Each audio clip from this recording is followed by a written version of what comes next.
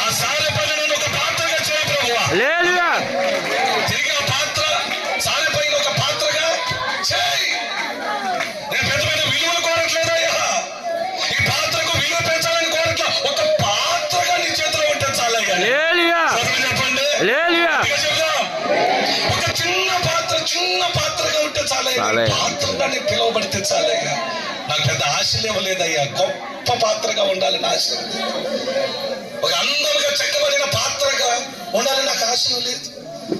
ఒక విలువను ఈ పాత్రకు రావాలని నేను ఆశయం పడట్లేదయ్యా. నేను సంపూర్ణంగా ఒక పాత్ర అయితే చాలనుకుంటున్నాను.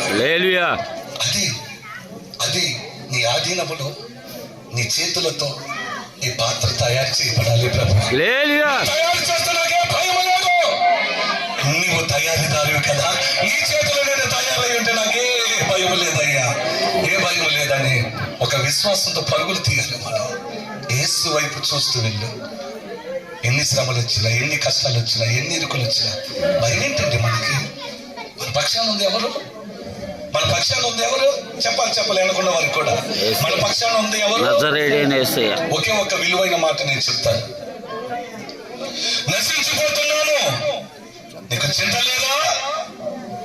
ధీమాగా చెబుతున్నారు శిష్యులు. ఏమన్నారు? నశించిపోతున్నాము, నీకు చింత లేదా ప్రభువా? మమ్మల్ని కరుణించి ఈ తుఫాను, ఈ అలలు, ఈ అలజడులు, ఈ సుడిగుండాలు, బీభత్సం సృష్టించిన మనస్సును హతలాకుతలం చేస్తున్న ఈ సమస్యలు నిలిపే ప్రభు అని కేకలు వేశారు. ఎప్పుడైతే నశించిపోతున్నాము అనే సంగతిని ప్రభుకు తెలియపరిచారో వెంటనే ఆ పడవలో ఉన్నటువంటి ప్రభు ఆయన దిగ్గున లేచి అలలను, సుడిగుండాలను, తుఫానును గద్దించాడు. చెప్పండి, నేనంటాను అలలు, సుడిగుండాలు, తుఫాను అని వారి నోట్లోకి రాకముందే ఈయన వాటన్నిటిని గద్దించాడు. లేదా? నీ సమస్య నా ప్రభుకు తెలియదా? నీ శోధన నా ప్రభు. ఆ సారెపైన నన్ను ఒక పాత్రగా చేయి ప్రభువా. తిరిగి ఆ పాత్ర సారెపైన ఒక పాత్రగా చేయి. నేను పెద్దమైన విలువలు కోరట్లేదయ్యా.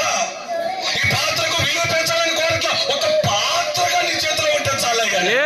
చెప్పండి, చెప్దాం.